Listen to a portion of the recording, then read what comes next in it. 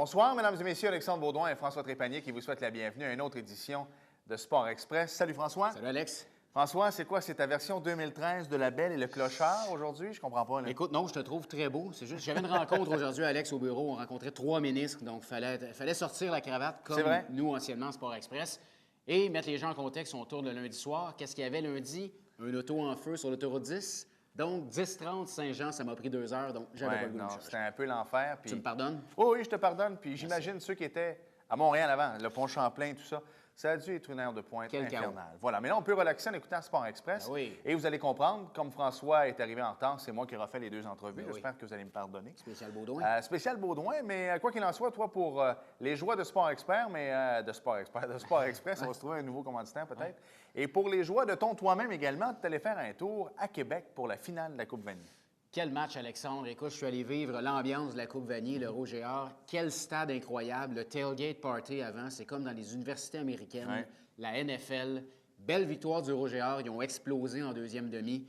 Félicitations à Mathieu Massot de Saint-Jean-sur-Richelieu qui fait partie du Rouge et Or, qui a remporté une deuxième Coupe Vanier. Et salutations également, Alexandre, à notre très bon ami Christian Boudria. Est-ce qu'il était là? Qui était sur place. Oh wow! Ben lui, c'est un fan. Puis son beau-fils, si je ne me trompe pas, son gendre, son neveu. Joue pour Sherbrooke. Exactement, joue pour le Vert et Or. Salutations, Christian. Et j'ai remarqué un truc des Dinos de Calgary. Ils ont le même en blanc. C'est le même habit que le Rouge et Or. Ça ressemble beaucoup, hein? C'est pareil. Le casque est différent, mais mettez le Rouge et Or qui joue en rouge, là, en blanc, moi, en tout cas, je trouvais que En parlant de casque, on était assis dans la section des Dinos et il y avait des chapeaux de cow-boy partout, Alexandre. Ah, j'en doute pas. Digne de Calgary. J'en doute pas. Belle émission cette semaine parce qu'il y a plusieurs fans de la Ligue nord-américaine de hockey. Donc, on fait un petit détour sur la 10 par Sherbrooke. On s'entretient par téléphone à notre bon ami Robert Legault, quelqu'un que tu connais bien, qui est le directeur des communications des Vikings de Trois-Rivières. Mais on va faire un survol de la Ligue nord-américaine. Pas mal de nouvelles de ce côté-là. Et également François Laramée. On continue l'entrevue de la semaine passée. Exactement. On va parler, entre autres, des écoles de ski, de la chasse également, parce qu'on est en plein dedans. Donc voilà, belle émission. Donc on s'arrête 5 secondes. Merci d'être là, François. Plaisir, Alex. J'apprécie que tu te sois déplacé pour 3 minutes et demie. Donc on s'arrête et au retour, Robert Legault.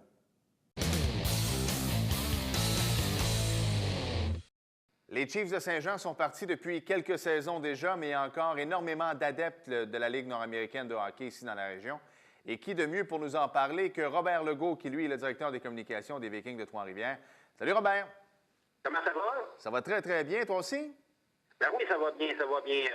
Je peux pas dire qu'on n'a pas à se plaindre. On a un bon début de saison, non seulement à Trois-Rivières, mais dans l'ensemble de la Ligue nord-américaine de hockey. On a droit à une belle parité depuis le début de la saison. C'est très intéressant. Puis encore une fois, en fin de semaine, il va y avoir de gros affrontements.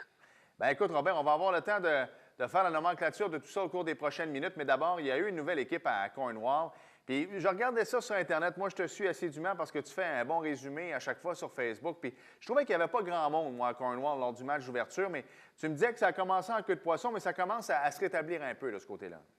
Exactement. Il faut dire que le propriétaire, Bernie Villeneuve, cherchait à vendre son équipe en début de saison. Alors, heureusement, il y a 3 hommes d'affaires locaux qui ont racheté l'équipe. Il faut dire que M. Villeneuve, je ne sais pas trop comment il s'est pris pour se mettre beaucoup de gens à dos, des gens quand même importants dans une organisation de hockey. Un bonhomme comme Al Weger, qui était le directeur gérant de l'équipe. Il est revenu comme directeur gérant de l'équipe, est allé chercher l'excellent Wayne Very, qui était à Sherbrooke notamment, et Windsor. Et par la suite, on a montré la porte à Bob Desjardins pour amener Steve Simoes comme entraîneur-chef de l'équipe. Et je peux vous dire une chose, les River Kings vont de mieux en mieux. Ils ont une fiche de 500 présentement, mais ils sont à quelques points seulement de la tête détenue par le Cool FM de Saint-Georges qui a 18 points. Et par la suite, Jonquière, Trois-Rivières, Thetford Mines ont 16 points. Sorel-Tracy, 14. Cornwall, 12. Et puis par la suite, Valleyfield et Rivière-du-Loup qui tirent un peu ta patte avec 9 et 8 points respectivement. Comment ça va les assistances dans la Ligue, Bob? Ça va bien dans certaines régions. Dans d'autres régions, on se cherche un peu. À Trois-Rivières, malgré une excellente fiche de 7 victoires en 11 parties, 6 victoires à domicile, fiche parfaite à domicile, on peine à avoir 900 000 personnes par match. C'est mieux que l'an passé. Est-ce que les gens boudent le Viking? en raison du fait que Léo Guy Morissette a décidé de demeurer propriétaire de l'équipe, parce qu'on sait que l'an dernier, il y avait des gens locaux, Sylvain Robert, Diego Brunel, Ronald Lavertu, de même qu'un des frères Élie, des autobus Élie, qui avaient acheté des parts de l'équipe et qui devaient compléter l'achat en fin de saison. Il y a eu toutes sortes de versions de l'histoire, j'embarque pas dans tous ces détails-là, mais les gens de la région de la Mauricie étaient favorables à la venue du groupe d'actionnaires locaux. Et d'ailleurs, ça paraissait dans les assistances en fin de saison à Trois-Rivières. Il y a eu de très, très, très belles poules qui ont été enregistrées. Les gens se disaient, bon, ça va être des gens de la place qui vont être propriétaires de l'équipe. On embarque. Et là, ben, finalement, il y a eu beaucoup de tiraillage interne au cours de la saison morte. Même votre humble serviteur n'était même pas certain de revenir avec le Viking. Non, c'est ça, ça avait brassé pas mal en début de saison. Puis le problème aussi, je trouve, de la Ligue nord-américaine, Robert, c'est que vous jouez tellement dans certaines villes, du moins, dans de beaux amphithéâtres, sauf que des fois, ça a l'air trop gros. Tu sais, je pense des fois au Colisée-Cardin, ou même à Trois-Rivières, des foules de 900, 1000, même 1200, ça a l'air vide de toute façon, là. Oui, ça c'est sûr et certain qu'il y a des arénas qui sont peut-être un peu trop gros pour ce qui est maintenant la Ligue nord-américaine de hockey. Je prends entre autres au Palais des Sports de Jonquière, je prends entre autres le magnifique centre Premier Tech à Rivière-du-Loup. Même à Saint-Georges, on ne remplit plus l'aréna comme on l'a rempli ça dans le passé, et Thetford Mines aussi. Par contre, les équipes tirent quand même bien leur épingle du jeu financièrement parlant.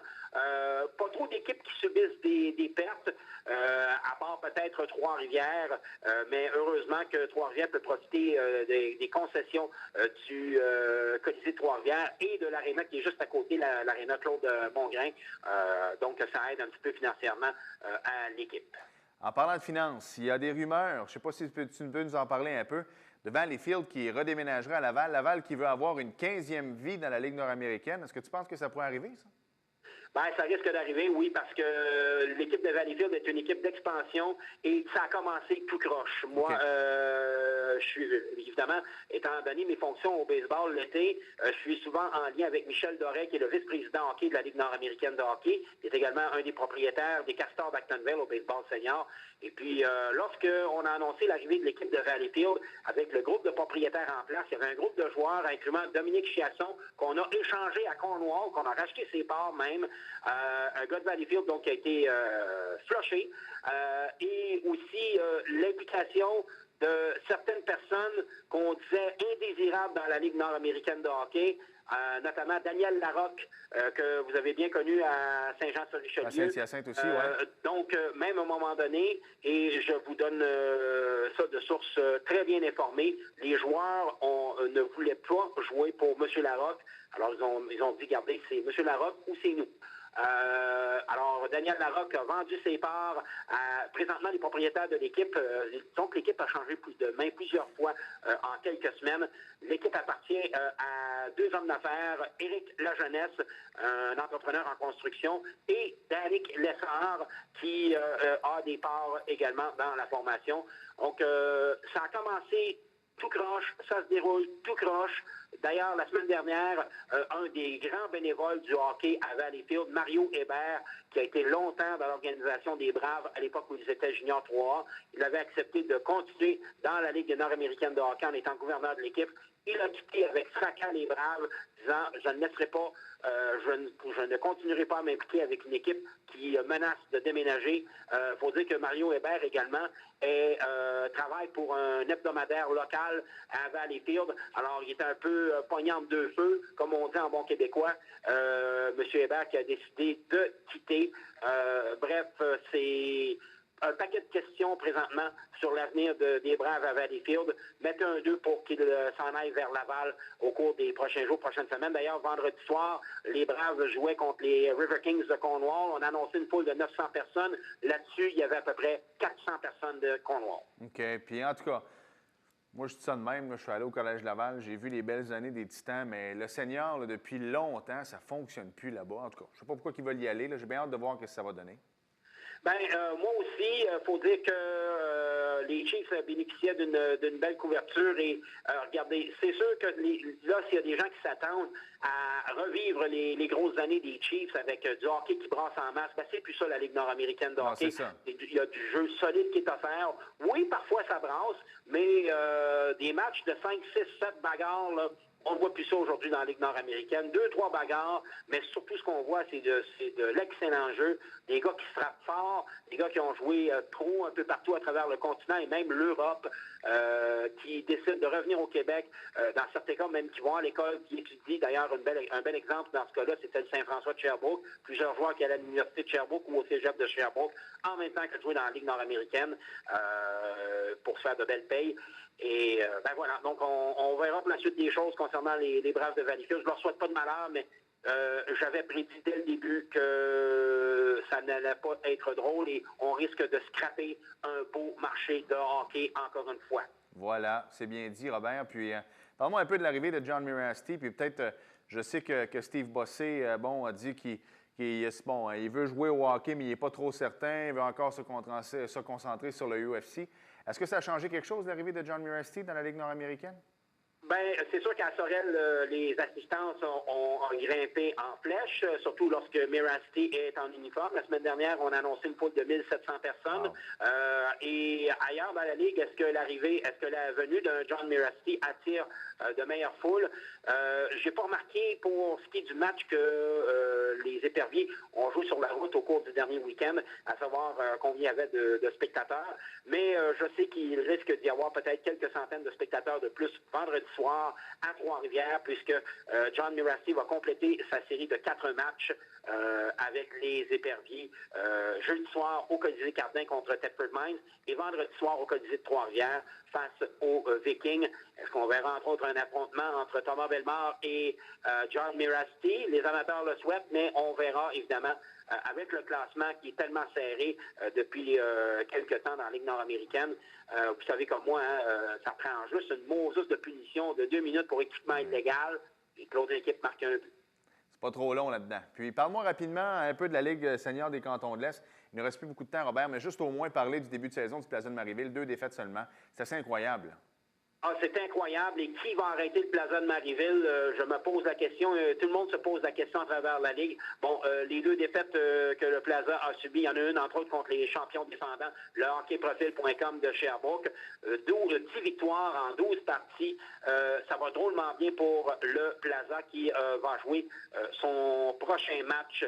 Ce sera samedi soir au Centre sportif Rouville contre le Pavage 132 de Nicolet, une formation de la Mauricie qui a quitté la Ligue de la Mauricie pour s'en venir dans la Ligue des Cantons de l'Est. Waterloo suit avec 13 points. Nicolet et Sherbrooke ont 10 points. Et à Windsor et Quatico qui s'approchent dangereusement des équipes de milieu de peloton avec 9 et 8 points.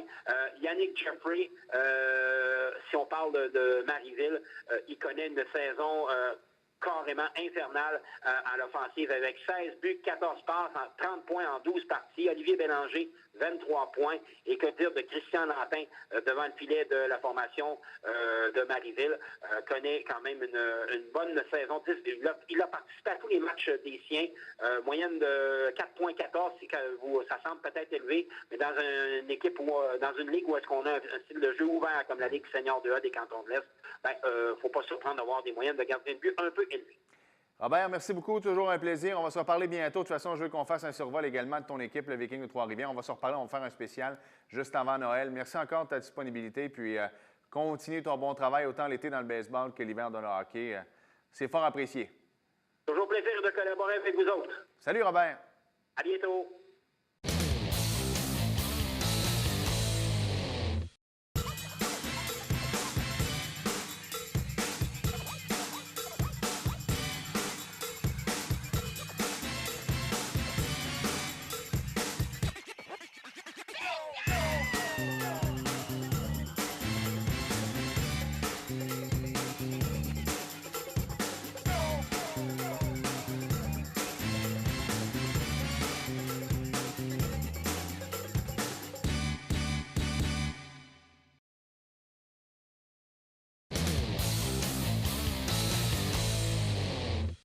La semaine dernière, on a parlé de plein air avec François Laramée et comme on n'avait pas terminé l'entrevue parce qu'on était parti sur les monts de ski qui venaient d'ouvrir, ceux qui allaient ouvrir très bientôt, moi, j'avais l'intention de parler de chasse avec François. J'avais l'intention de parler également d'écoles de ski parce qu'il y en a plusieurs bonnes dans la région. François, bienvenue à Sport Express. Merci de m'accueillir à nouveau. François, on parlait des monts de ski et moi, je trouve que c'est un beau sport familial. Des fois, les gens pensent que c'est très, très dispendieux, mais c'est parce que ce n'est pas toujours le cas, même au niveau des écoles, pour apprendre à nos enfants à faire du ski.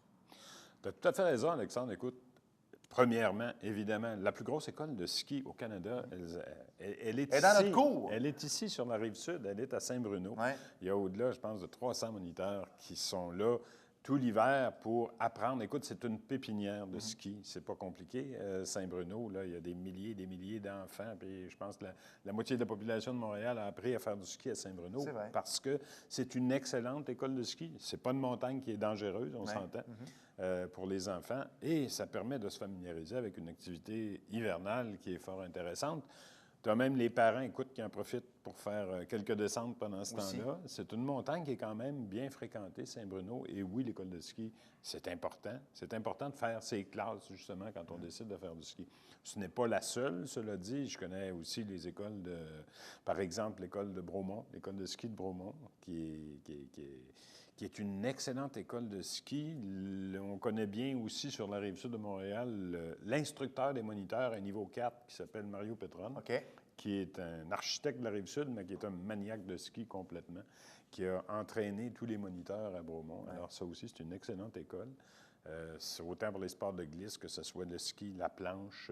Les écoles offrent des programmes fort complets. Il y a même aussi certaines années où on offrait avec du support gouvernemental, de l'aide, par exemple, pour les élèves. Je te donne un exemple de 5e année. OK. Bien là, tu avais des programmes où le ski était, pour ainsi dire, gratuit pendant l'année si tu t'inscrivais. Alors, il ne faut pas hésiter à aller fouiller, à aller regarder les programmes qui sont offerts.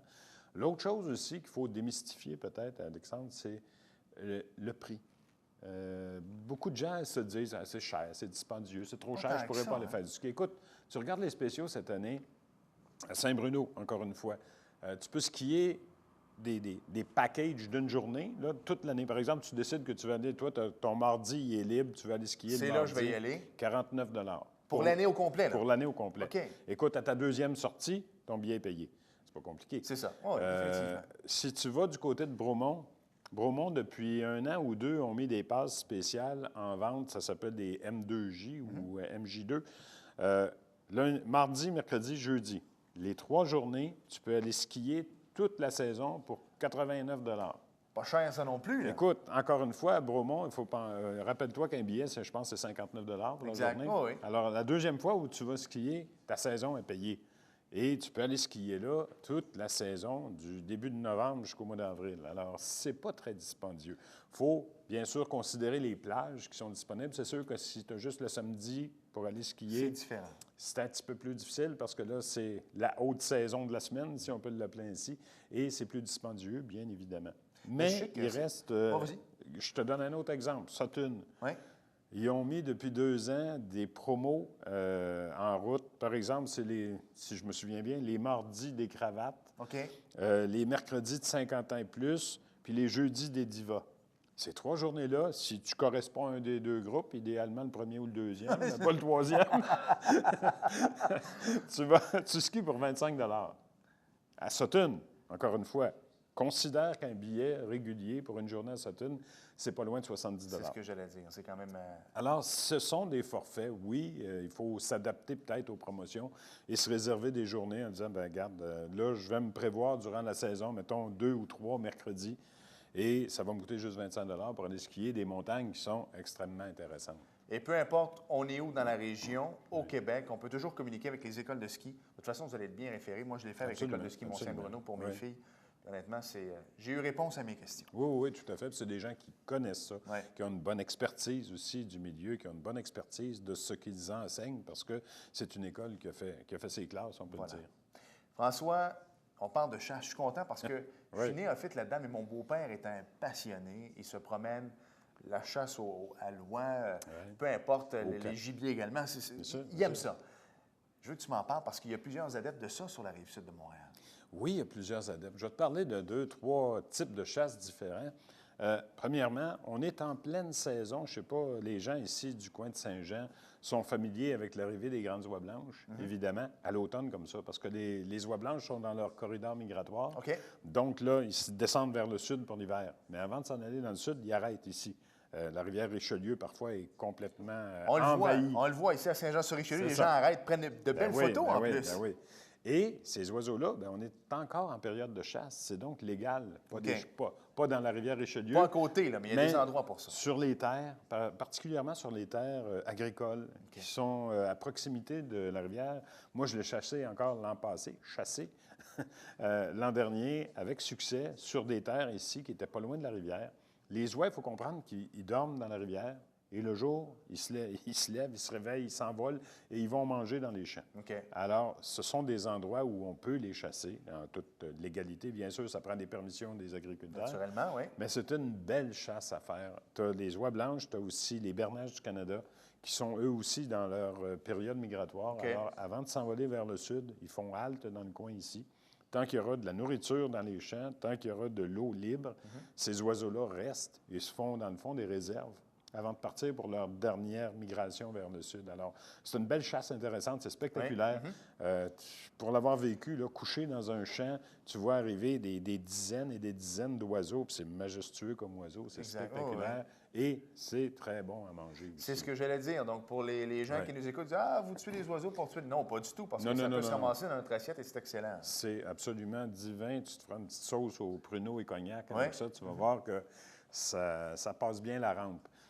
Un petit conseil, si vous n'avez pas d'endroit pour chasser, si vous ne connaissez personne, il y a même un guide ici du côté de Richelieu que moi je connais depuis 20 ans, qui s'appelle Philippe Dupuis, qui est maintenant depuis 1 an à la retraite. Il offre des services de guide aux oiseaux migrateurs comme ça.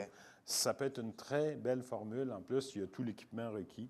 Faites une petite recherche sur Internet. On peut googler tout ça. Googlez Philippe Dupuis, guide de chasse. Vous allez le trouver. C'est un gars qui connaît son affaire, c'est le cas de le dire. Deuxième possibilité que j'ai fait en fin de semaine dernière, pour nous amuser un peu, c'est de la chasse à la pintade. OK. C'est en Montérégie, c'est dans le coin de Valco. Un peu moins connu comme chasse, ça, la Un peu pintade, moins connu parce que c'est pas une chasse, c'est pas un gibier sauvage, la pintade. Et c'est un gibier d'élevage. Mais il y a un monsieur en pleine campagne qui a un grand domaine de près de 100 acres. OK. Et il fait de l'élevage. Écoute, on est arrivé là, il y avait des bisons, il y avait des yaks, il y avait du chevreuil, il y avait des daims, il y avait des dindes sauvages, il y avait des sangliers. Alors, le monsieur élève ces bêtes et ces bestioles-là, et les volatiles, et il les met dans la forêt. Puis là, tu rentres dans la forêt, puis tu vas chasser, par exemple, la pintade. Alors, en fin de semaine, on a chassé une quinzaine de pintades. Petite activité là, d'une demi-journée, fort agréable, qui, au lieu d'aller au métro, tu t'en vas dans le bois, tu t'en vas à la chasse et tu vas récolter des gibiers. Puis encore une fois, écoute, une pintade, là, sauce aux framboises, par exemple, là. Tu me donnes faim, François. On s'en reparlera, veux-tu? Alors, on s'est bien amusé. On a fait... Il va falloir faire une chronique culinaire aussi, à un moment donné. Avec plaisir, parce que tout ce gibier-là, ce qui est le fun de faire, c'est de le partager. Mais est-ce que tu peux avoir un tout compris? Si tu t'en vas là puis tu tues un gibier, est-ce que lui peut te le désosser, tout ça? Est-ce qu'il peut... Pas désosser, mais tu vois, par exemple, les oiseaux qu'on a récoltés, on les a tous arrangés avant de partir. Donc, on est revenu avec nos sacs de plastique. Là, c'était de toute beauté. C'est une possibilité. Écoute, tu peux aller chasser du dindon sauvage. OK. Tu peux aller chasser du sanglier. Écoute, il y avait des sangliers là, de 300 livres sur place. Là. Wow. Ils faisaient peur ou presque. Là. Obélix serait content. Oui, mais ce sont des possibilités de chasse qui existent, encore une fois, dans la région. Ça s'appelle la ferme Les Amis du Sanglier. Encore une fois, on peut aller sur Internet pour ça? Trouver sur Internet. C'est juste à côté de Valcourt. Ça s'appelle Marécourt, le petit village. En plein bois. Vous arrivez là et c'est le paradis du chasseur qui veut se faire une petite chasse facile, on s'entend. Mais et à la limite, si on veut apprendre, comme moi qui n'ai jamais fait ça, je pourrais demander à mon beau-père de m'amener là. Alexandre, et à la limite, un jour... J'ai amené un de mes amis en fin de semaine, justement, et ça a été sa réaction. Il n'était jamais allé dans un endroit comme celui-là, puis il a dit, je vais revenir ici, c'est certain, je vais amener mes petits-enfants, je vais les initier à la chasse. Bien évidemment, donc, tu ne les fais pas passer la journée dans le bois nécessairement, mais tu les inities à une activité qui est en forêt. Ouais. Tu te promènes, puis à un moment donné, tu aperçois tes gibiers, puis tu récoltes les gibiers. C'est une façon d'apprendre comment ça se passe en forêt. Voilà. François, depuis 2 semaines, tu nous as donné le goût de faire plein d'activités. C'est pas fini? Non? Je reviendrai s'il faut. Bien, définitivement. Bien, c'est sûr qu'on va se reparler au printemps parce qu'on va avoir l'occasion de rentrer plus en détail dans les terrains de golf, ce qu'on a fait avec le ski et la chasse. Absolument. On fera la même chose avec le golf parce qu'on a tellement de beaux terrains en Montérégie. Ça sera un plaisir. Merci beaucoup. Merci à toi. Au plaisir. C'est gentil.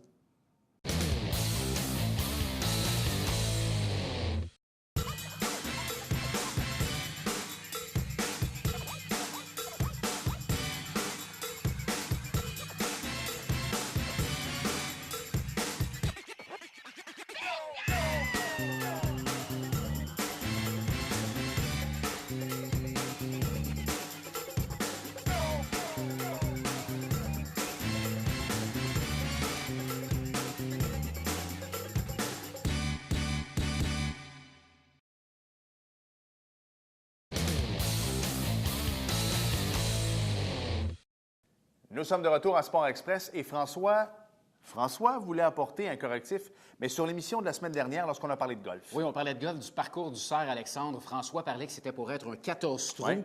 Le deuxième terrain, ça sera finalement un 12 trous. François, c'est corrigé tout de suite après, mais malheureusement, l'émission était déjà tournée, donc aucun mal au parcours du cerf. On va aller vous encourager cette année à votre tout nouveau 12 trous. François, pour les gens qui veulent, parce que là, il y a plusieurs tournois qui s'en viennent. Oui. Il y a énormément, en tout cas, je vous dirais que il y a plein de choses. Dans roule. l'effervescence, les tournois de hockey et tout ça, le temps des fêtes s'en vient. Donc, les gens qui veulent venir à Sport Express, c'est facile. sportexpress@tvhr9.com, Alexandre, où on nous rejoint sur Facebook. Oui. On a une page de Sport Express, la page de la télévision du Haut-Richelieu ou nos comptes personnels, Voilà. François et Alexandre. On accepte tout le monde. Donc, vous êtes les bienvenus à Sport Express pour venir parler de votre événement, de votre équipe et même de votre parcours d'athlète. Voilà. Et puis, on est disponible sur YouTube également. Le bingo dimanche matin, 3 500 en prix. Merci, François. Merci, Alex. Merci à vous d'avoir été là. Et à la semaine prochaine. Bye-bye.